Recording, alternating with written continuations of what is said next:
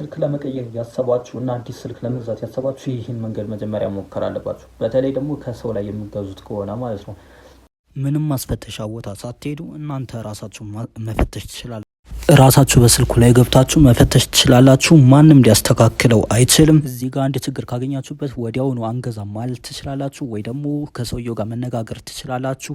ቪዲዮ ይጠቅማል ብላችሁ ለምታስቡት ሰው ስለምትልኩለት በደንብ ተከታተሉኝ። መጀመሪያ ወደምትገዙበት ስልክ ከገባችሁ በኋላ ሴቲንግ ከገባችሁ በኋላ የምትፈልጓትን ዲቫይስ ኬር የምትለዋን እዚህ ከገባችሁ በኋላ ወርታች በምትወርዱበት ሰዓት ዲያግኖስቲክ የሚል አለ ማለት ነው።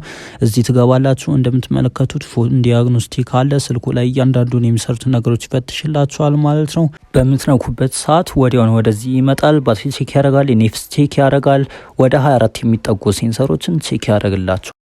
ምናልባት አንድ ቀን ቪዲዮ ስለሚጠቅማችሁ ሴቭ ማድረግ እንዳይረሳ። እንደዚህ አይነት ቲፖች የሚመቻችሁ ከሆነ ሰብስክራይብ በማድረግ ለሌላ ቀን እንዲደርሳችሁ ማድረግ ትችላላችሁ።